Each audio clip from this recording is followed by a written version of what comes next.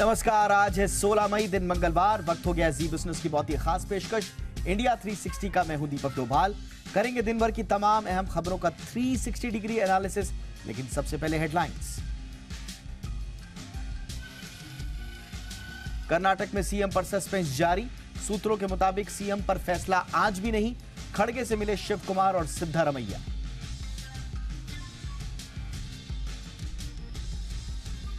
Land for job case में CBI का ताबड़तोड़ एक्शन। लालू के करीबियों के 9 ठिकानों पर रेड। आरजेडी विधायक किरण देवी और प्रेमचंद गुप्ता के ठिकानों पर छापेमारी। खोए या चोरी हुए मोबाइल को ब्लॉक, ट्रेस और ट्रैक करना हुआ आसान। सरकार ने लॉन्च किया संचार साथी पोर्टल। देश में सभी टेलीकॉम सर्किल्स में खोए सिम भी हो पाएंगे ब्लॉक। 71,000 युवाओं को पीएम मोदी ने दिया रोजगार का तोहफा। कांग्रेस पर निशाना साधते हुए बोले, बीते 9 साल में युवाओं को रोजगार मिलना हुआ आसान। देश में जल्द बढ़ सकती है महिलाओं की मैटरनिटी लीव। नीति आयोग के सदस्य वीके पॉल ने की सिफारिश। प्राइवेट और सरकारी संस्थानों में 6 महीने से बढ़ाकर 9 महीने हो मैटरनिटी लीव। इंडिया 360 में करेंगे विश्लेषण। क्या वाकई में 6 से 9 महीने हो पाएगी मैटरनिटी लीव?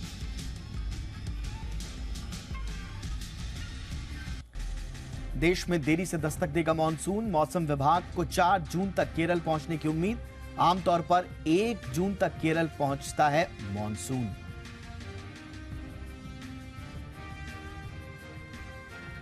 मंगलवार को बाजार में दिखा मुनाफा वसूली का रुख। सेंसेक्स 400 से ज्यादा अंक टूटा। निफ्टी में भी 100 से ज्यादा पॉइंट्स की रही गिरावट।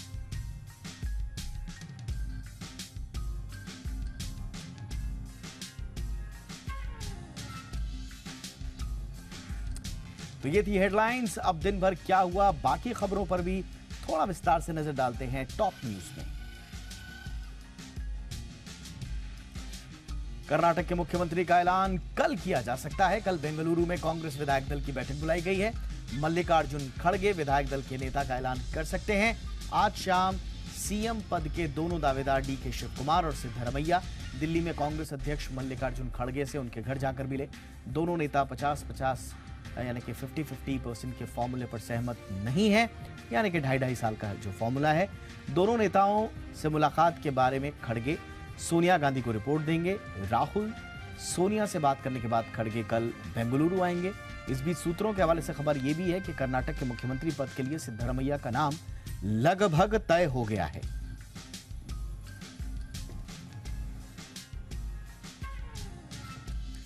रेलवे के लैंड फॉर जॉब स्कैम में सीबीआई ने आज देश भर के 9 ठिकानों पर छापे मारे। लालू यादव के करीबी आरजेडी विधायक किरण देवी के ठिकानों पर भी सीबीआई ने छापेमारी की है। उनके आरा और पटना आवास में एक साथ टीम ने कार्रवाई की है। आरा में आंगियाओं स्थित उनके आवास पर तकरीबन 6 बजे सीबीआई की 8 सदस्यीय टीम पहुंची। टीम की सुरक्षा के लिए एक बस भर सीआरपीएफ जवान भी थे। किरण देवी बालू कारोबारू अरुण यादव की पत्नी है। छापे के दौरान दोनों पति पत्नी घर में मौजूद थे। इसके साथ ही नोएडा, दिल्ली और गुरुग्राम में आरजेडी से राज्यसभा सांसद प्रेमचंद गुप्ता से जुड़े ठिकानों पर भी छापेमारी की गई।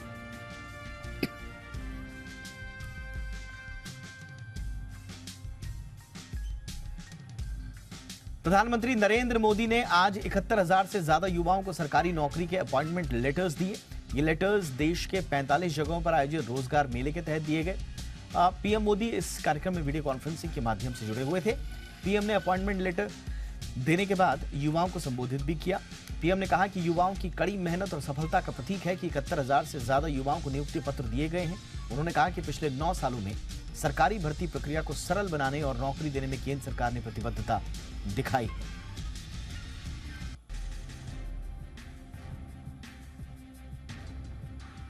देश को जल्द ही नया संसद भवन मिलने वाला है। नए संसद भवन का उद्घाटन इसी महीने की 28 मई को हो सकता है। सूत्रों के मुताबिक पीएम नरेंद्र मोदी इसका उद्घाटन करेंगे। नए संसद भवन के उद्घाटन की तैयारी लगभग पूरी हो गई है।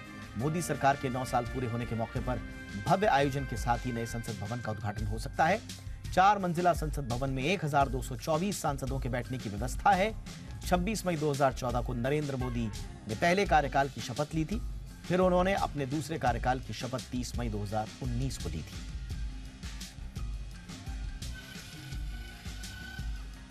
ज्ञानवापी कैंपस की एएसआई सर्वे की मांग वाली हिंदू पक्ष की याचिका वाराणसी कोर्ट ने मंजूर कर ली है।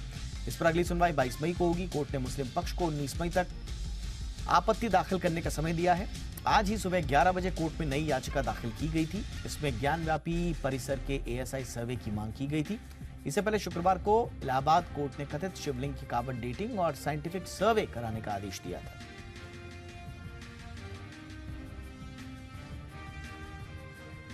नासिक के त्र्यंबकेश्वर मंदिर में चादर चढ़ाने की कोशिश करने वालों के खिलाफ पुलिस ने एफआईआर दर्ज कर ली है।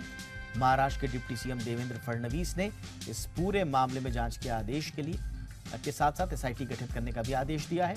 घटना का वीडियो सोशल मीडिया पर वायरल हो गया था।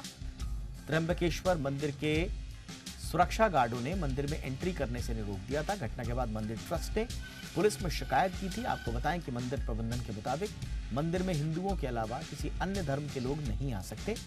यह मंदिर भगवान शिव के 12 ज्योतिर्लिंगों में से एक है और करोड़ों लोगों की इस मंदिर में आस्था भी है। मध्य प्रदेश में धर्मांतरण की बड़ी साजिश का खुलासा हुआ है। युवाओं में ब्रेन वॉश कर धर्म परिवर्तन कराया जा रहा था। साथ ही देश विरोधी साजिश भी रची जा रही थी। भोपाल में हिज्ब उत तहरीर नाम के संगठन को इस पूरे ऑपरेशन को अंजाम देने के पीछे बताया जा रहा है। इस संगठन से जुड़े 16 सदस्यों को गिरफ्तार किया गया है। इनमें से 8 ने धर्म बदलकर इस्लाम कबूल कर लिया था। गिरफ्तार किए गए सदस्यों से देश विरोधी दस्तावेज, तकनीकी उपकरण और कई आपत्तिजनक सामग्री भी जब्त की गई है। पश्चिम बंगाल के एगरा में अवैध रूप से पटाखा बनाने की एक फैक्ट्री में धमाके से 7 लोगों की मौत हो गई। हादसे में 5 लोग घायल भी हुए हैं। पुलिस ने बताया कि फैक्ट्री जिस घर में चल रही थी वो पूरी तरह से ढह गया। इस घर में अवैध रूप से पटाखा बनाने का काम चल रहा था।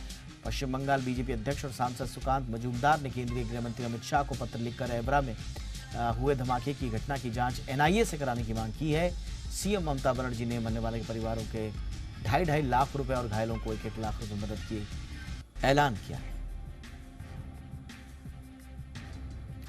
अब अनफिट पुलिसकर्मी असम पुलिस की रडार पर हैं। असम पुलिस मोटे पुलिसकर्मियों का ऑफिशियल रिकॉर्ड रखेगी। इसके लिए उनका बीएमआई यानी बॉडी मास इंडेक्स लिया जाएगा। असम पुलिस लगभग 70,000 कर्मियों की फोर्स है। अनफिट कर्मियों को 3 महीने का अल्टीमेटम दिया गया है। साथ ही कहा गया है कि 3 महीने में फिट हो जाएं वरना रिटायर हो जाएं। 3 महीने बाद सभी आईपीएस अधिकारियों और पुलिसकर्मियों का बीएमआई रिकॉर्ड किया जाएगा। बीएमआई ये बताता है कि आपके शरीर का वजन आपकी हाइट यानी लंबाई के अनुसार है या नहीं। एक सामान्य शरीर का बीएमआई 22.1 से ज्यादा नहीं होना चाहिए।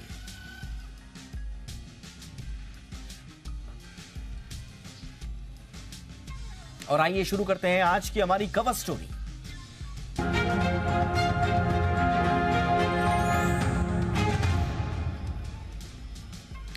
सोचिए, अगर आपका फोन अचानक कहीं गुम हो जाए या चोरी हो जाए, जिंदगी की सबसे बड़ी जरूरतों में से एक बन चुका मोबाइल अगर सेकंड भर के लिए भी दूर हो जाए तो दिल विचलित होने लगता है। गुम और चोरी होने पर क्या हाल होगा, यह आप आसानी से अंदाजा लगा सकते हैं। फोन खोने पर पैसे के नुकसान से कहीं ज्यादा डर आपके कॉन्टैक्ट्स और डेटा के खोने का होता है। लिहाजा बदहवासी में इंसान थाने से लेकर हर उस जगह का चक्कर लगाता है जहां से उसे फोन वापस मिलने की उम्मीद हो। लेकिन अब आपके लिए बड़ी खुशखबरी है। आज के बाद खुदा ना खास्ता अगर आपका मोबाइल फोन कहीं चोरी हो जाए, कहीं गुम हो जाए, तो आपको एक वेबसाइट की मदद से आसानी से ये वापस मिल सकता है। जी हां, टेलीकॉम मंत्री अश्विनी वैष्णव ने संचार साथी पोर्टल को आज लॉन्च कर दिया है। इस पोर्टल पर अब गुम या चोरी हुए डिवाइस को लोग ढूंढ पाएंगे। आइए जानते हैं पोर्टल से जुड़ी सर्विसेज और उसकी खासियत के बारे में। देश के किसी भी कोने से अगर आपका मोबाइल फोन गुम हो जाए या चोरी हो जाए तो उसे ढूंढ निकालने में यह मदद करेगा। और सरकार का संचार साथी पोर्टल ये काम बखूबी करता भी है। पोर्टल की खास बात यह है कि इसे हिंदी, अंग्रेजी के साथ साथ देश की तमाम भाषाओं में इस्तेमाल किया जा सकता है। इस पोर्टल पर खोए हुए फोन को ब्लॉक करना, उसे ट्रेस करना, यहां तक कि उसका डेटा और निजी चीजों को भी सुरक्षित रखने में मदद करने की तमाम सहूलियतें दी गई हैं। साथ ही ये पोर्टल आपको चोरी हुए मोबाइल के साथ साथ सिम कार्ड को भी ब्लॉक करने की सहूलियत देता है। यही नहीं, इस पोर्टल पर आपको एक अहम सुविधा फ्रॉड से बचने की भी मिलती है। पोर्टल पर उपभोक्ता को यह सुविधा मिलेगी कि उसके नाम पर कितने सिम कार्ड हैं, उसके नाम पर जो दूसरे सिम कार्ड लिए गए हैं उनमें कौन कौन से डॉक्यूमेंट्स लगाए गए हैं, किन दस्तावेजों के साथ उसके नाम पर सिम हासिल किया गया, ये तमाम जानकारियां भी होंगी। तो नो योर मोबाइल के तहत आप अपने मोबाइल की सारी जानकारियां जुटा सकते हैं। ये सारी जानकारी जुटाकर आप अनजाने में अपने नाम पर जारी नंबर्स को बंद भी करवा सकते हैं। यही नहीं, अब सरकार ने एआई के जरिए फ्रॉड पर लगाम की तैयारी भी की है और इसके लिए डिपार्टमेंट ऑफ टेलीकम्युनिकेशंस की तरफ से डेवलप हुआ एआई पावर टूल परम सिद्धि सुपर कंप्यूटर का इस्तेमाल भी हो रहा है। हमारी जानकारी के मुताबिक इसके तहत देश भर के 87 करोड़ मोबाइल कनेक्शंस को खंगाला गया। पता लगा कि 40 लाख फर्जी मोबाइल नंबर्स चल रहे हैं। सरकार ने एआई के जरिए 36 लाख डीएक्टिवेटेड नंबर्स का भी पता लगाया और 40,000 से ज्यादा नंबर्स ब्लैक लिस्ट भी पाए गए। सरकार की इसी तकनीक के जरिए एक ऐसा मामला सामने आया है जिसमें एक तस्वीर पर 6,800 कनेक्शंस हासिल किए गए थे। तो अब सरकार ने मल्टी लेयर्ड सिक्योरिटी देने की कोशिश की है, लेकिन जैसा कि कहा जाता है, हम डाल हैं तो ठग पात हैं। वो नई कोई ना कोई ऐसी तकनीक खोज लेते हैं जिसमें वो आपके डर और लालच का फायदा उठाकर आपको ठगी लेते हैं। तो क्या अब वाकई में ये पोर्टल आपकी सुरक्षा चिंताओं को दूर करेगा? नंबर 1। और दूसरा, जो पोर्टल का जो मुख्य काम है, जो बुनियादी काम है, वो ये कि हमारा खोया हुआ फोन, हमारा चोरी हुआ फोन या सिम, उसे ट्रेस करने में, उसे ब्लॉक करने में कितनी मदद करेगा। कितने क्रांतिकारी हैं ये परिवर्तन। बातचीत करने के लिए बहुत ही खास मेहमान हमारे साथ मौजूद हैं। पवन दुग्गल सर, जाने माने साइबर लॉ एक्सपर्ट और सुप्रीम कोर्ट में एडवोकेट भी हैं। दुग्गल सर, गुड इवनिंग, बहुत बहुत स्वागत है आपका। सबसे पहले तो सर, संचार साथी पोर्टल की अगर बात करें, दिल्ली और मुंबई जैसे शहरों में ये पहले भी लागू था, लेकिन अब इसे सारे सर्किट्स में जारी कर दिया गया है। कितना महत्वपूर्ण मानते हैं इस तरह के पोर्टल्स को, इस तरह का जारी होना सर उनका? मुझे लगता है स्वतंत्र भारत के इतिहास में ये पहली बार इस तरह से पैन इंडिया कवरेज के लिए ये पोर्टल बनाया गया है। देखिए, आज जब से मोबाइल क्रांति आई है, हम लोग आश्रित हो चुके हैं मोबाइल फ़ोन से, लेकिन ये भी बात सही है कि अधिकांश लोगों का कभी मोबाइल गुम हो जाता है, चोरी हो जाता है, और ये चोरी या गुम होने वाले मोबाइल फ़ोन्स की एक बहुत बड़ी ग्रे मार्केट है। बहुत से मोबाइल यहाँ से नेपाल और देशों में भी जाते हैं। तो एक बार आपका मोबाइल फ़ोन चोरी हुआ या लुप्त हो गया, तो सबसे महत्वपूर्ण बात है वो जो डेटा उसके अंतर्गत है, वो शायद कभी आप रेप्लिकेट नहीं कर पाएंगे अगर आपने बैकअप नहीं लिया हो। तो अधिकांश लोग अपने आप को हैंडीकैप महसूस करते हैं जब उनका फ़ोन गुम हो जाता है या चोरी हो जाता है। तो इसलिए अक्सर वो लोग पुलिस अधिकारियों को कॉल तो करते हैं, शिकायत भी करते हैं, लेकिन अक्सर पुलिस अधिकारी कहते हैं कि साहब हमारे पास ये टूल्स नहीं है। अब पहली बार इस तरीके से पैन इंडिया कवरेज की वेबसाइट आई है, यानी कि अगर आपका फ़ोन आज दिल्ली से चोरी हुआ तो ऐसा नहीं कि केवल दिल्ली की पुलिस ही आपको बता पाएगी, ये पूरा जो इन्फॉर्मेशन है पूरे भारतवर्ष के पैन इंडिया कवरेज में फ्लैश कर दी जाएगी, ताकि जिस किसी पुलिस स्टेशन या पुलिस की जुरिस्डिक्शन के अंतर्गत वो चोरी किया हुआ फ़ोन की लोकेशन मिलती है तो उस पर कार्रवाई की जा सकती है। तो मुझे लगता है आम उपभोक्ताओं के दृष्टिकोण से एक बहुत बड़ी राहत की सांस है ये जो नया पोर्टल है। मुझे ये भी लगता है कि इसके साथ साथ जो अन्य और नई एडिशनल सेवाएं जो पोर्टल देने वाला है, उससे लोगों की ज़िंदगी में बहुत ज़बरदस्त वैल्यू एडिशन आएगी। लाजमी सी बात है हमें अपने फ़ोन का बैकअप रखना चाहिए, लाजमी सी बात है हमें फ़ोन की सुरक्षा रखनी चाहिए, लेकिन अगर कहीं ना कहीं फ़ोन गुम हो जाता है तो अब फिर आप अपने आप को पूरी तरीके से असहाय नहीं समझ पाते। इस तरह का पोर्टल आपकी सेवाओं के लिए तत्पर हाजिर हो जाता है। पवन सर, एक बड़ी चिंता इस बात की होती है, चलिए एक तो चीज़ सुनिश्चित हो गई कि अब हमारा अगर फ़ोन कहीं खोया या चोरी हुआ और वो किसी दूसरे हाथ में लग गया तो उसका बेजा इस्तेमाल, गलत इस्तेमाल नहीं हो पाएगा। चलिए ये कम से कम सुनिश्चित हो गया, लेकिन जो हमारी सबसे बड़ी चिंता है कि हमारा डेटा हमें कैसे मिलेगा? क्या इस बात की कोई व्यवस्था होती है? क्या ये पॉसिबल है कि हमारा फ़ोन कहीं और है, लोकेशन कुछ और है, लेकिन हम डेटा अपना एक्सेस करके वापस उसे संजो पाएँ, वापस सहेज पाएँ? अभी उस लेवल तक डेवलपमेंट नहीं हुई है टेक्नोलॉजी की। बेस्ट तरीका तो ये है कि अगर आप हर 3 दिन में एक बार अपने फ़ोन का बैकअप अपने कंप्यूटर पे ले लें, तो एटलीस्ट अगर कभी फ़ोन गुम हो जाएगा या चोरी हो जाएगा तो आपकी जो लॉस रहेगा 2-3 दिन का ही रहेगा। आप अपने बैकअप से तमाम सारी चीज़ें ले सकते हैं। लेकिन एक बार आपका फ़ोन चोरी कर लिया जाता है या गुम हो जाता है, तो सबसे बड़ी चुनौती होती है ये फाइंड आउट करने के लिए कि लोकेशन है कहाँ पे, कौन चोर है, कौन व्यक्ति है जो उसको इस्तेमाल कर रहा है और कौन व्यक्ति इसकी खरीद फरोख्त कर रहा है। अधिकांश तौर पर लोकेशन को ट्रैक करना मुश्किल होता है। अब इस तरह की वेबसाइट का आने का सीधा तात्पर्य होगा कि अब पुलिस अधिकर्मी असहाय नहीं होंगे, उन्हें एग्जैक्ट पता लग जाएगा कि ये फ़ोन फलां शहर में फलां लोकेशन पर उपलब्ध है या यूज़ किया जा रहा है। तो पुलिस अधिकर्मी तुरंत जाके वहाँ छापा मार सकते हैं, फ़ोन को आप रिकवर कर सकते हैं। अगर फ़ोन को रिकवर भी हो जाता है तो वो भी पुलिस कस्टडी में रहेगा, आप उसे सुपुर्दारी पे वापस तो ले सकते हैं। लेकिन अगर आप उम्मीद करते हैं कि साहब मेरा सारा डेटा पुनः वापस मिल जाए, तो वो आपके लक के ऊपर निर्भर होता है। हो सकता है जिसने आपका फ़ोन चुराया हो उसने सारा डेटा आपका लुप्त कर दिया हो, डिलीट कर दिया हो सकता है आपका डेटा ना मिले। इसलिए हमेशा भी कभी भी आप चांस पर अपनी गेम मत खेलिए, आप हमेशा बैकअप अपने पास रखिए।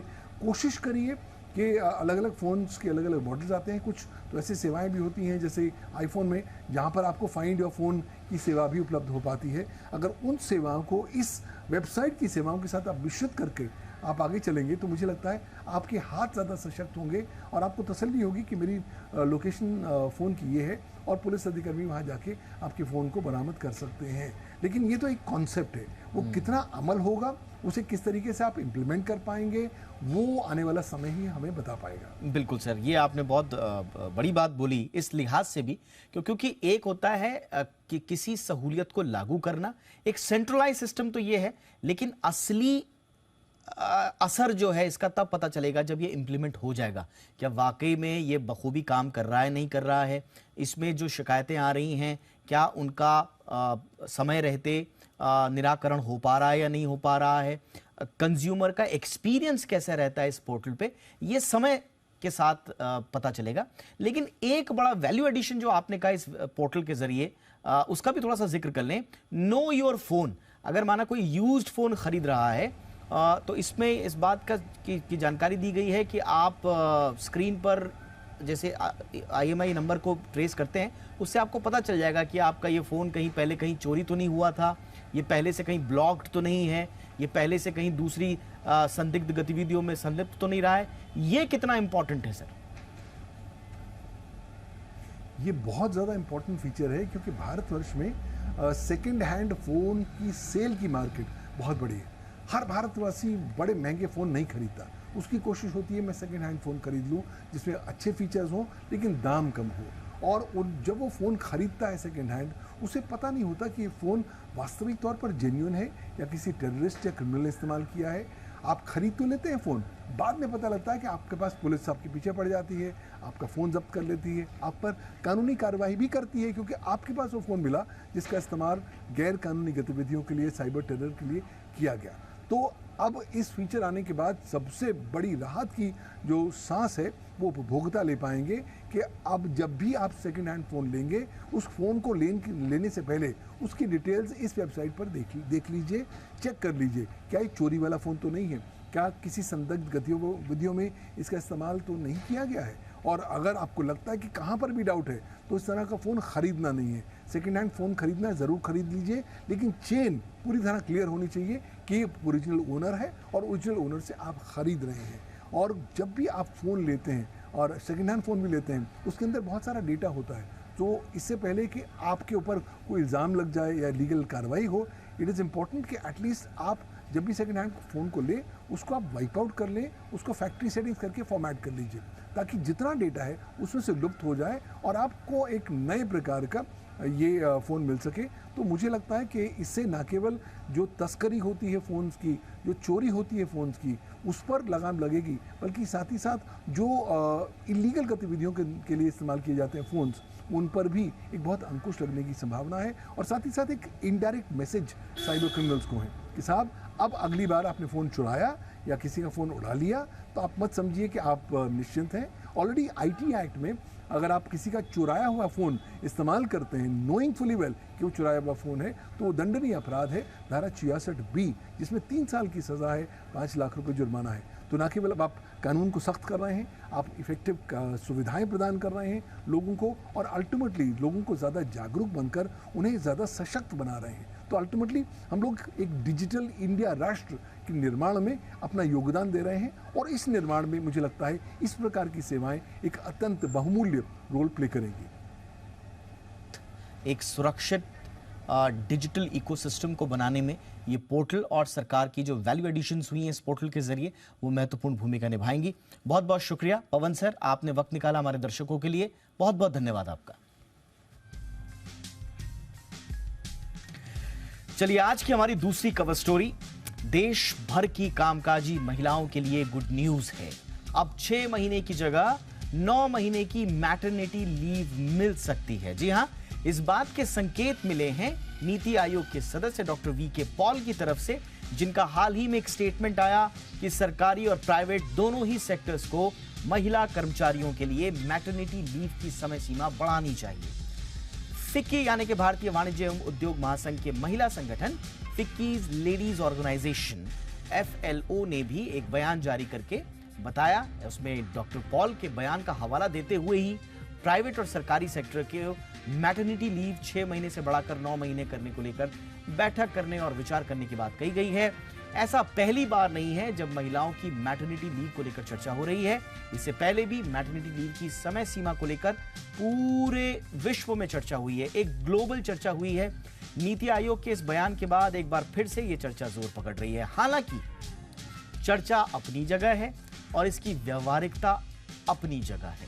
कहने सुनने में बड़ा अच्छा लगता है कि महिलाओं को दी जाने वाली मैटरनिटी लीव बढ़ा दी जाए, लेकिन दुनिया भर के अनुभव बताते हैं कि कभी-कभी ऐसे कदम महिलाओं को वर्कफोर्स का हिस्सा बने रहने में ही दिक्कत पैदा कर देते हैं। हमारी हो या दुनिया के किसी भी दूसरे देश की इंडस्ट्री, महिलाओं को मैटरनिटी लीव के नाम पर जज करने की रवायत पुरानी है। 2018 में हार्वर्ड विश्वविद्यालय के एक रिसर्च पेपर में इसका खास जिक्र किया गया। पेपर में बताया गया कि इस बात के पर्याप्त सबूत हैं कि maternity leaves lower infant mortality और रिड्यूस्ड मैटरनल स्ट्रेस का कारण बने हैं, यानी कि ये अच्छा काम करती हैं। लेकिन इसी लेख में लॉन्गर पेरेंटल लीव्स के डार्क साइड्स को भी हाईलाइट किया गया है। लेख में कहा गया है कि महिला को अपनी मदरहुड के प्रति कमिटेड रहने का खामियाजा भी भुगतना पड़ता है, खास तौर से तब जब वो मैटरनिटी लीव के बाद ऑफिस ज्वाइन करती है। अव्वल तो ये कि मैटरनिटी लीव की शर्तों के चक्कर में कई कंपनियां तो महिलाओं को और खासतौर से नई शादी वाली महिलाओं को जॉब देने में ही कतराती हैं। कई कंपनियां मैटरनिटी लीव के बाद ऐसी महिलाओं की छटनी कर देती हैं या उनका डिमोशन कर देती हैं। यह भी सामने आया है कि मैटरनिटी के बाद प्रमोशन और इंक्रीमेंट में इन महिलाओं को परेशानी झेलनी पड़ती है। और यही नहीं, ऐसी महिलाओं को लेकर साथी कर्मचारी भी उनके प्रोफेशनल कमिटमेंट पर सवाल उठाते हैं। तो क्या इस सोच के साथ भारत या दुनिया के किसी भी देश में लॉन्ग मैटरनिटी लीव के बारे में सोचा जा सकता है? वैसे भारत में नियमों की बात करें तो हमारे यहां मातृत्व लाभ संशोधन विधेयक 2016-2017 में संसद में पारित हुआ। इसके तहत पहले 12 हफ्ते का सैलरीड मैटरनिटी लीव थी, उसे बढ़ाकर 26 हफ्ते कर दिया गया। अब एक बार फिर से मैटरनिटी लीव को और बढ़ाने पर विचार किया जा रहा है। संभव है कि आने वाले कुछ दिनों में मैटरनिटी लीव 6 महीने की जगह 9 महीने कर दी जाए। लेकिन सवाल यही है कि जिस तरह का इंडस्ट्री का और हमारे यहाँ वर्कफोर्स में और खास तौर से मैटरनिटी लीव लेने वाली महिलाओं के प्रति समाज का नजरिया है, इंडस्ट्री का जो नजरिया है, वो कब तब्दील होगा? अपनी तरफ से तो हमने बहुत अच्छा काम कर दिया कि मैटरनिटी लीव को 6 महीने से 9 महीना कर दिया, या दूसरे देशों की तरह हम लिस्ट दिखा रहे हैं कि किन किन देशों में है। सबसे ज्यादा बुल्गारिया में है, जहां लगभग 15 महीनों की मैटरनिटी लीव है। ग्रीस में भी 11 महीने के आसपास की लीव है। ब्रिटेन में और बाकी जगह भी है। अभी हाल ही में कनाडा ने भी किया है।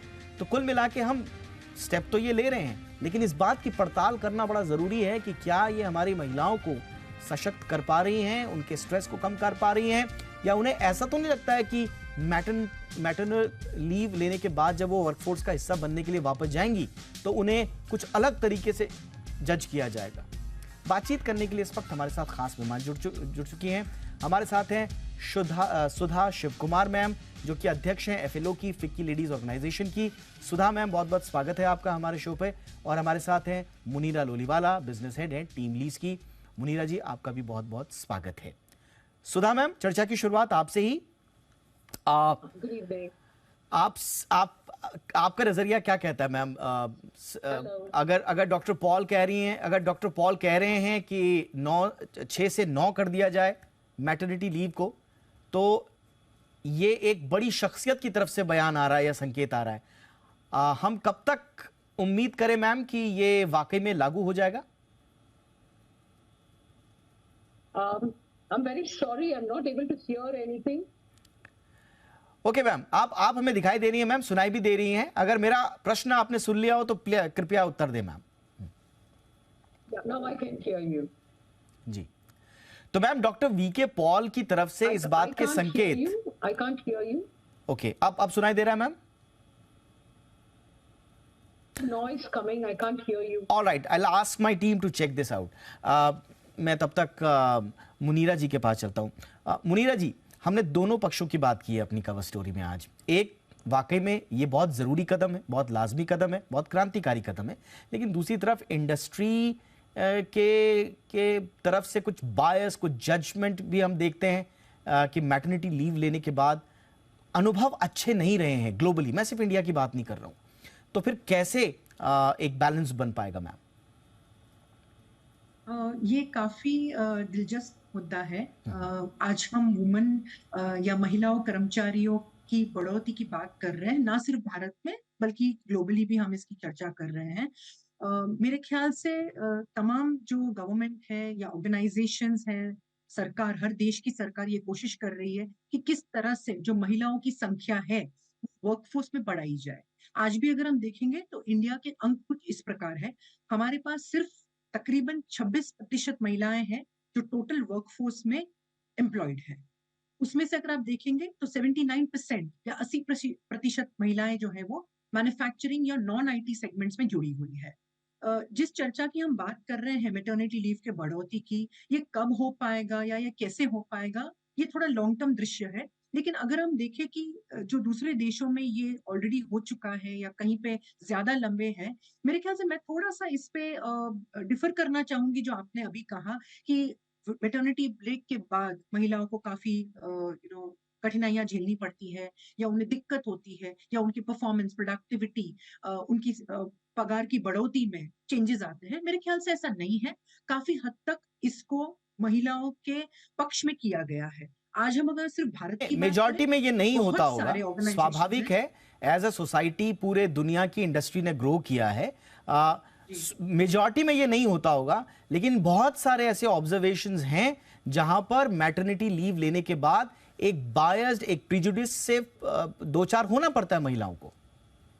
देखिए, हमारा जो देश, अगर हम भारत की बात करें तो हमारे देश में आज लास्ट 3 साल में जितने स्टार्टअप्स हुए हैं, जितनी नई कंपनी आई हैं, एमएसएमई सेक्टर्स हैं, उन सभी को अपने यहाँ पे प्रोडक्टिविटी या अपने रेवेन्यूज की चिंता है। वो करना जरूरी है क्योंकि आप एक अकेले ऑर्गेनाइजेशन में किसी एक व्यक्ति की तरफ आप बायस नहीं हो सकते। जब हम बोलते हैं कि हम महिलाओं की तरफ या पुरुष की तरफ बायस नहीं हो सकते, उसी प्रकार से हम किसी एम्प्लॉय है, हम ये बात ही क्यों करते हैं कि महिला कर्मचारी और पुरुष कर्मचारी, तो किसी भी कर्मचारी की तरफ बायस नहीं हो सकते। इसीलिए उस फास्ट पेस में हो सकता है कि कुछ क्षेत्र में या कुछ परसेंटेज ऑफ ऑर्गेनाइजेशंस में फर्क पड़ता है। आज हम देखें तो वर्क फ्रॉम होम जो है वो भारत में सबसे तुरंत या सबसे शॉर्टेस्ट स्पैन ऑफ टाइम में अप्लाई किया गया है। हमने कभी उम्मीद भी नहीं की थी कि कोविड रहते भारत जैसे देश में इतनी क्षमता से वर्क फ्रॉम होम की जो कैपेसिटी है या वर्क फ्रॉम होम की जो कार्यकर्ता है वो इतनी बखूबी निभाई जाएगी। तो अगर ये हो सकता है तो मैटरनिटी बेनिफिट्स अगर उसको इंक्रीज किया जाए या 6 से उसको 9 किया जाए, इनफैक्ट अगर आप देखेंगे अनऑफिशियली भी तो काफी सारी ऐसी महिलाएं हैं जो सारी ऑर्गेनाइजेशंस में जब अपने मैटरनिटी बेनिफिट्स को अंत करने की कागार पे होती है, उसको बढ़ाती भी है। Sudha ma'am, if you can hear me, ma'am, what is your take on VK Paul's statement that maternity leave should be increased from 6 to 9 months, ma'am? And how confident are you कि ये जल्द लागू हो जाएगा?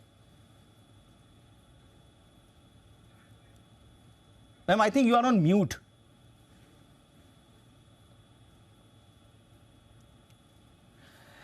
ओके, मैं अपनी team से कहूँगा कि थोड़ा सा ये कम्युनिकेशन के इशू को थोड़ा सा एड्रेस करें अच्छे से, और फिर हम उसके बाद वापस सुधा मैम के पास चलने की कोशिश करेंगे। तब तक मुनीरा जी के पास चलते हैं। ओके, सुधा मैम, आप सुन पा रही हैं मुझे?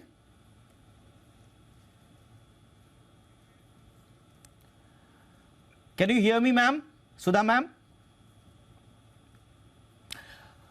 ओके, मुनीरा जी के साथ हम कंटिन्यू करते हैं अपनी चर्चा को।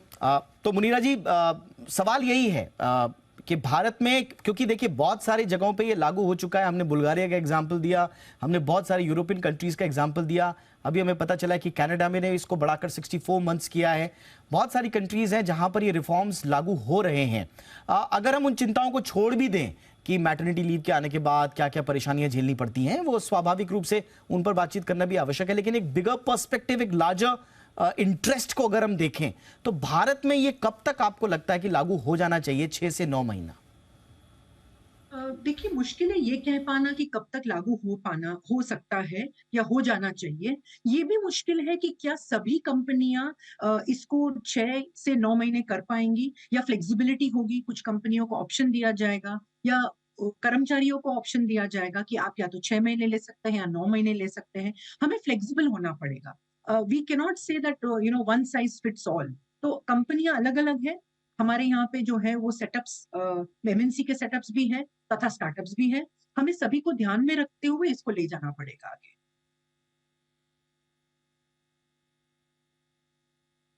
जी ma'am. All right ma'am. And Munira ma'am,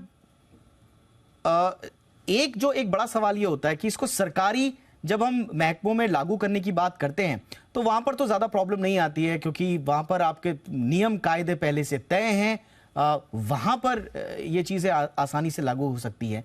लेकिन इंडस्ट्री, जहां पर एक प्रोडक्टिविटी का एक अहम मसला है, हमारी ग्रोइंग इकोनॉमी है, हमारे एंटरप्रेन्योर्स जो छोटे छोटे स्टार्टअप्स हैं, उनके ऊपर प्रोडक्टिविटी का आगे बढ़ने के अपने उनके गोल्स होते हैं, अपने प्रेशर्स होते हैं। तो क्या अभी प्राइवेट सेक्टर इस हालत में इंडिया में अफोर्ड कर पाएगा कि एक महिला कर्मचारी को वो 9 महीने की मैटरनिटी लीव दे पाए? इसलिए जैसे कि मैंने कहा कि ये सभी के लिए कर पाना मुश्किल हो सकता है, वो भी तुरंत। हो सकता है कि हमें फ्लेक्सिबल होना पड़े। जब हम फ्लेक्सिबल होते हैं तो केस टू केस बेसिस पे उसको लिया जा सकता है। अगर हमें महिला कर्मचारियों को रोजगार में बढ़ाना है तो हमने काफी सारी फ्लेक्सिबिलिटीज ली है। अगर आप देखेंगे तो जहां से हमने शुरू किया था और आज जहां हम हैं, कितनी ऐसी चीजें हैं जहां पे सुधार आ चुका है। महिलाओं को ऑप्शंस दिए गए हैं, चाहे वो वर्क फ्रॉम होम हो या पार्ट टाइम हो या ऑफ टाइमिंग ऑफ वर्क हो, फ्लेक्सिबिलिटी है। तो हर चीज दी गई है उनको। ये भी पॉसिबल है। मैं ये नहीं कहूंगी कि ये बिल्कुल भी मुश्किल है या पॉसिबल नहीं है या करना नहीं चाहिए, बट मेरे ख्याल से बैलेंस की आवश्यकता होगी। इसको हर जगह पे तुरंत एज वन पॉलिसी इंप्लीमेंट नहीं कर सकते। इसको केस टू केस बेसिस पे या ऑर्गेनाइजेशन की क्षमता के अनुसार प्रोडक्टिविटी को ध्यान में रखते हुए आपको इसको एलोकेट करना पड़ेगा। चलिए, कम से कम आश्वस्त तो जरूर है कि वीके पॉल सर की तरफ से ये बयान आया है। स्वाभाविक रूप से बड़ी शख्सियत है और हम उम्मीद करते हैं कि जल्द से जल्द ये मसला एड्रेस हो और 6 महीने से 9 महीने ये मैटरनिटी लीव के जो दिन हैं उनको बढ़ाया जाए। बहुत बहुत शुक्रिया मुनीरा जी, आपने वक्त निकाला हमारे दर्शकों के लिए। सुधा मैम से हमारी ज़्यादा बातचीत नहीं हो पाई, लेकिन फिर भी उन्होंने हमारे लिए वक्त निकाला। Thank you so much. इसी के साथ एक छोटा सा ब्रेक लेते हैं। ब्रेक के उस पार कुछ और खबरों के साथ हाजिर होंगे और बात बाजार की भी होगी और दुनिया की तमाम खबरों की भी। स्मार्टफोन बच्चों को मनोरोगी बना रहा है। ये उनकी सोशल लाइफ के साथ उनकी लर्निंग की क्षमता को भी प्रभावित कर रहा है। ये बातें अमेरिका के सेपियन लैब्स की स्टडी में सामने आई हैं। सर्वे में तो यहां तक कहा गया है कि इससे बच्चों में तेजी से आत्महत्या से जुड़े विचार, डिप्रेशन और दूसरों के प्रति आक्रामकता की भावना पनप रही है। छोटी उम्र में स्मार्टफोन का मेंटल हेल्थ कनेक्शन क्या है, इससे बचने के उपाय क्या है, देखिए इस रिपोर्ट में।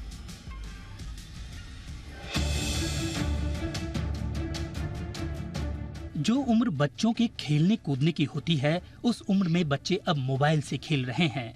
दादा दादी की कहानी हो या खेल के मैदान, सब कुछ सिमटकर स्मार्टफोन के स्क्रीन में कैद हो चुका है।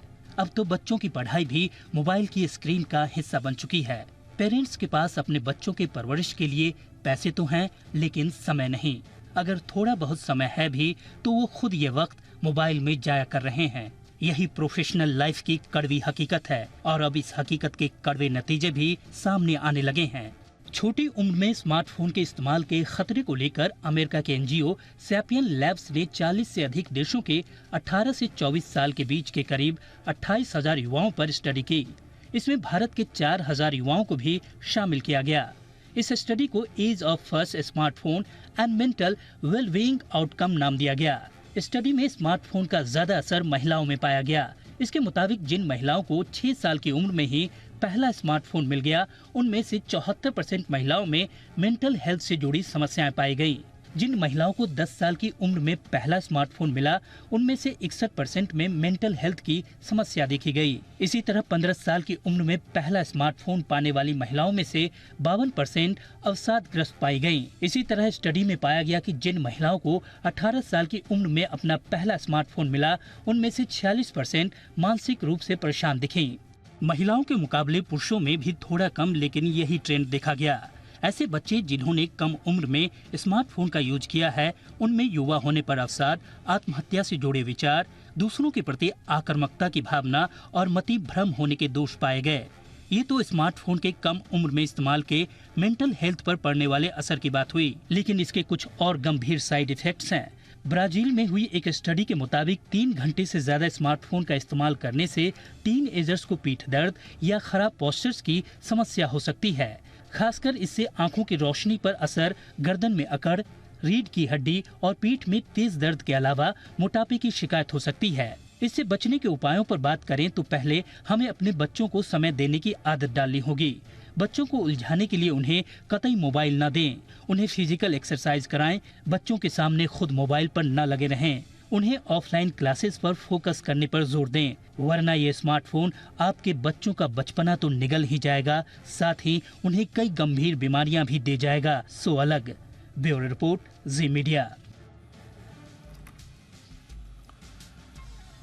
इधर दुनिया की बड़ी शक्तियां पीएम मोदी का स्वागत करने की तैयारी कर रही हैं। प्रधानमंत्री नरेंद्र मोदी अगले 40 दिनों में कई देशों की यात्रा पर निकल रहे हैं। जापान में G7 के 7 ताकतवर देश पीएम मोदी के स्वागत की तैयारी में हैं। सिडनी में पीएम मोदी का 3 देश इंतजार कर रहे हैं, जबकि सुपर पावर अमेरिका भी पीएम मोदी को 21 तोपों की सलामी देकर उनके स्वागत की तैयारी में जुटा है।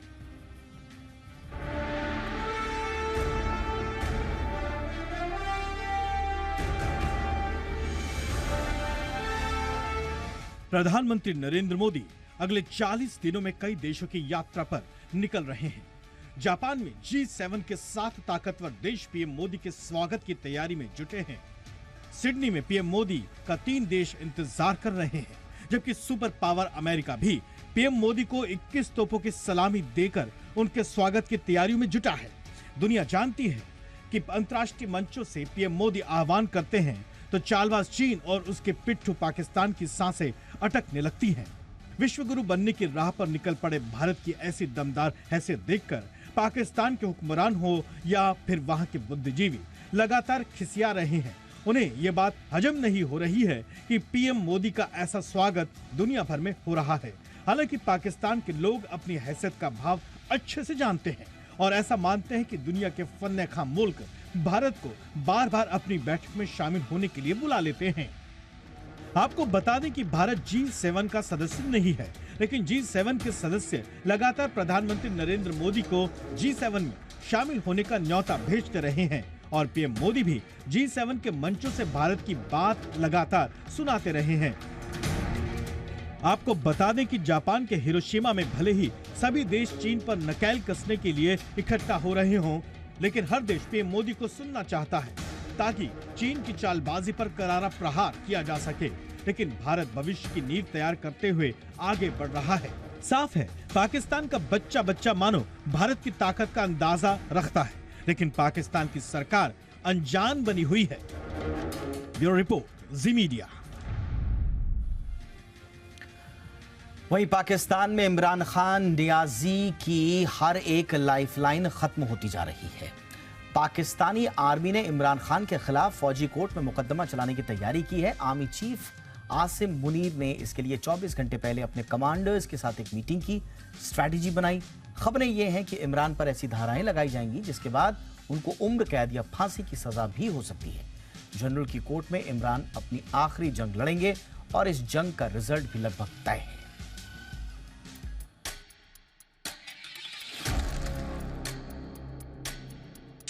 मिलिट्री एक्ट के अंडर इमरान खान या कोई भी गिरफ्तार होता है, इसमें जो है वो आपको पता ही होना चाहिए कि इसमें लाइफ इम्प्रिजनमेंट भी है, इसमें डेथ भी है, इसकी अपीलें भी नहीं है। आज का दिन कल से डिस्कस हो रहा था कि बहुत इम्पोर्टेंट है बिकॉज आज 15 मई है।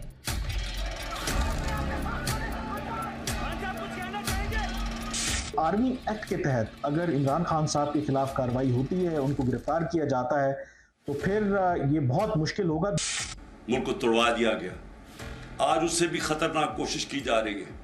मुझे ध्यान में रखिएगा, ऑफिशियल सीक्रेट एक्ट भी उतना ही डेडली और डेंजरस है जितना आर्मी एक्ट।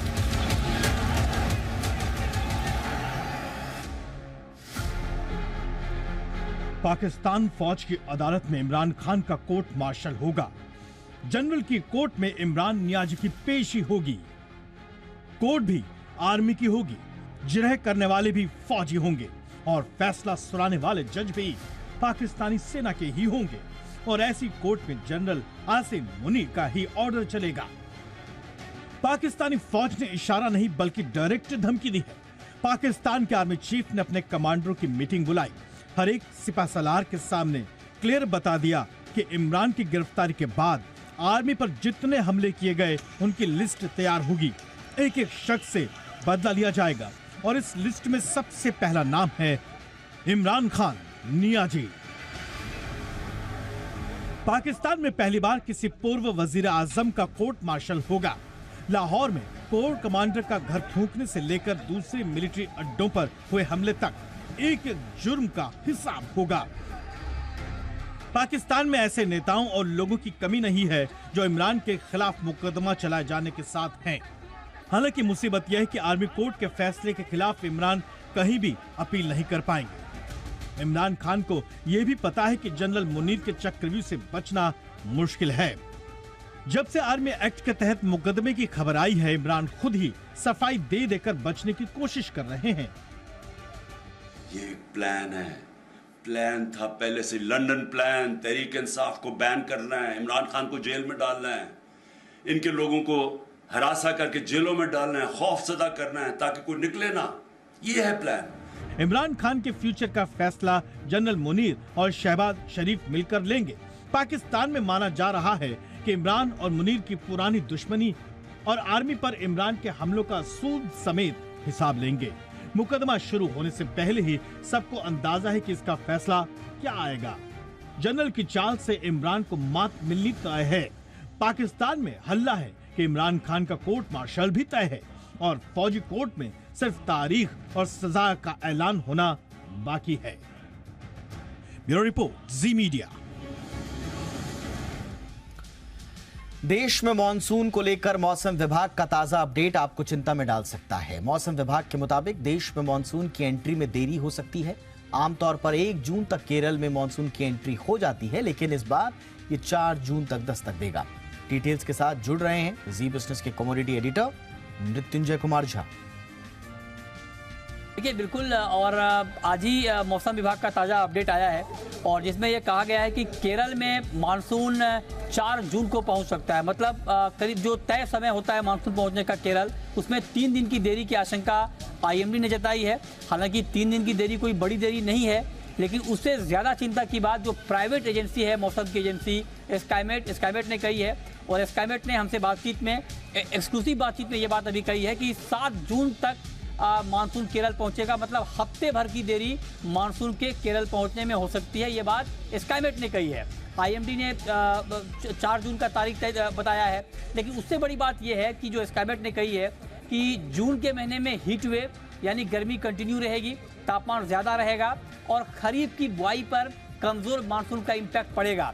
ये बात स्काईमेट ने अपने अनुमान में कही है और ये कहा है कि इस बार सामान्य के मुकाबले कम मानसून रहेगा। हालांकि आईएमडी बार बार इस बात को कह रहा है कि इस बार सामान्य मानसून रहेगा, लेकिन चूंकि अल नीनो की आशंका कई एजेंसी ने जताई है, मौसम विभाग ने भी अल नीनो की आशंका जताई है, लेकिन अल नीनो की वजह से मानसून पर कोई बहुत बड़ा नेगेटिव इम्पैक्ट होगा, इस संभावना को फिलहाल आईएमडी ने खारिज किया है। स्काईमेट ने इसे माना है और स्काईमेट का मानना है कि अल नीनो की वजह से मानसून में देरी भी हो सकती है और मानसून में कमी भी हो सकती है। तो अब दो तरह के अलग अलग अनुमान आ रहे हैं, लेकिन हाँ, जो ऑनसेट होता है, जो केरल पहुंचने की तारीख होती है, वो तारीख आ गई है दोनों एजेंसियों की तरफ से। मौसम विभाग ने 4 जून का तारीख बताया है और स्काईमेट का कहना है कि हफ्ते भर की देरी इसमें हो सकती है। रविवार को मनाया गया मदर्स डे जोमेटो के लिए कैसा रहा, बताने के लिए हमारे साथ है अरमान। देखिए, जोमेटो जो है एक रिकॉर्ड बनाता हुआ दिखा है। रिकॉर्ड क्या बनाया है, क्योंकि 14 मई को जो मदर्स डे हुआ था, वहां पर रिकॉर्ड ऑर्डर जो है वो बुक होते हुए दिखे हैं उनके प्लेटफॉर्म पर। अगर आपको मैं डेटा बताऊं तो उसमें लगभग 150 केक्स पर मिनट जो है वहां पर जोमेटो के प्लेटफॉर्म पर ऑर्डर बुक होते हुए दिखे हैं। और ये जो अगर आप टोटल ओवरऑल अगर ऑर्डर की बात करें तो वो उन्होंने ट्विटर पे अपने अपडेट करके बताया है कि वो अगर न्यू ईयर पे जो रिकॉर्ड बुकिंग होती हुई दिखी थी, ऑर्डर्स की रिकॉर्ड ऑर्डर जो आते हुए दिखे थे, उस रिकॉर्ड को भी वो तोड़ते हुए दिखे हैं।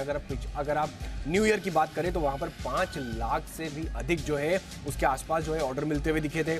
और वो जो ऑर्डर्स मिले थे वो अगर आप स्टार्टिंग के शुरुआत के जोमेटो के 3 साल में जो पहले एक न्यू ईयर के दिन वहां पर जो ऑर्डर होते हुए दिखे, उन तीनों सालों को अगर कंबाइन कर दिया जाए, उस दिन का वहां पर सिर्फ एक ही दिन में आपको आता हुआ दिखा था।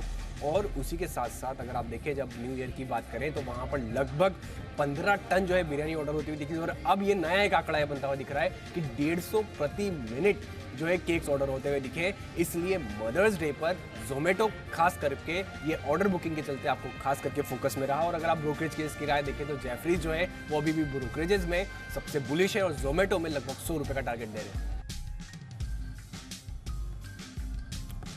अप्रैल के महीने में ट्रेडिंग वॉल्यूम में गिरावट क्यों आई और नए डीमैट खाते जुड़ने की रफ्तार कैसी है, ये बता रहे हैं वरुण दुबे।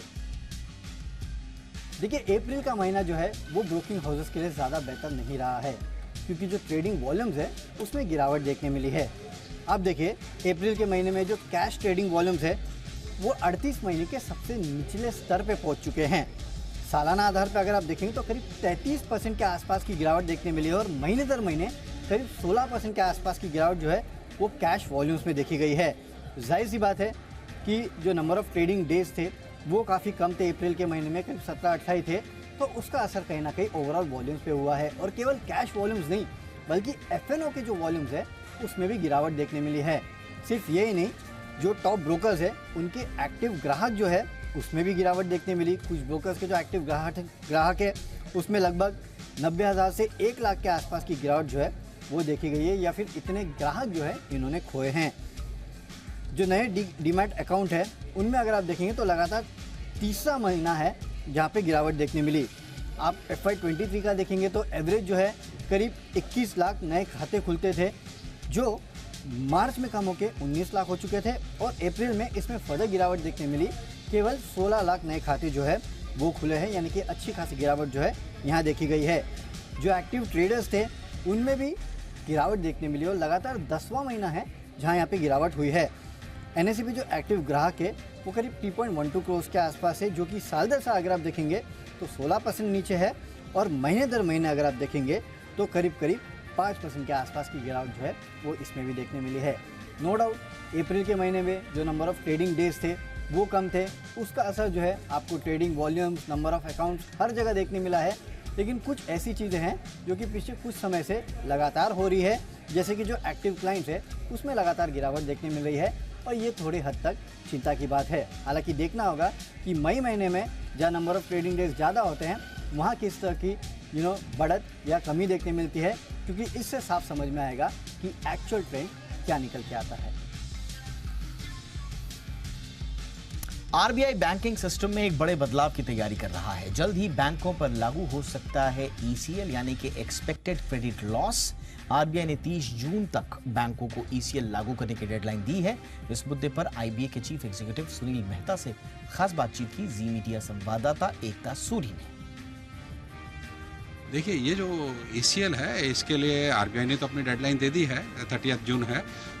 मगर बैंकिंग सिस्टम अभी इसके लिए तैयारी कर रहा है। हमने RBI से रिक्वेस्ट की है कि अगर ये टाइम थोड़ा और आगे बढ़ाया जा सके, क्योंकि इसको तैयारी करने के लिए बैंकिंग को थोड़ा और वक्त लगेगा। मगर बहुत सारे बैंक हैं जिन्होंने ऑलरेडी इस बारे में तैयार कर रखी है, जिनके पास में इसके प्रीवियस हिस्टोरिकल डेटा हैं। सो डिफरेंट जो बैंक्स हैं वो डिफरेंट लेवल ऑफ जर्नीज पे हैं, और होपफुली जब एक बार रेगुलेटर ने इस चीज़ को इम्प्लीमेंट किया है तो सारा बैंकिंग सिस्टम इसको क्विकली अडॉप्ट भी कर लेगा। बैंक्स इसके लिए रेडी नहीं है। बहुत से बैंकों को लग रहा है कि एक मेजर हिट आएगा, बुक्स पर भी हिट आएगा, जिस वजह से क्या ऐसा होगा कि सर्विस चार्जेस हो गए या फिर डिपॉजिट्स पर इंटरेस्ट हो गया, उसका भार कंज्यूमर पर आएगा। नहीं, देखिए, इसका कोई भी चीज़ कंज्यूमर को पास ऑन होने वाला कोई इम्पैक्ट नहीं है। वो सिर्फ इसलिए कि अगर बैंकों को जो भी एडिशनल कैपिटल रिक्वायरमेंट होती है, जो एडिशनल प्रोविजनिंग इसके लिए करनी पड़ती है, वो बैंकों की कैपिटल बेस को स्ट्रांग बनाता है। और उसकी कोई भी, जैसे भी आप देखते हैं कि अगर स्ट्रेस एसेट्स भी होते हैं तो उससे कैपिटल बेस के लिए प्रोविजनिंग करनी पड़ती है, पर जब उनकी रिकवरी होती है तो अनलॉक भी हो जाते हैं। तो ECL से इनिशियली थोड़ा बैंकों को एडिशनल प्रोविजनिंग की रिक्वायरमेंट आ सकती है, बट कुछ एक सेक्टर्स ऐसे हैं जहाँ पे वो प्रोविजनिंग अनलॉक भी हो जाएगी।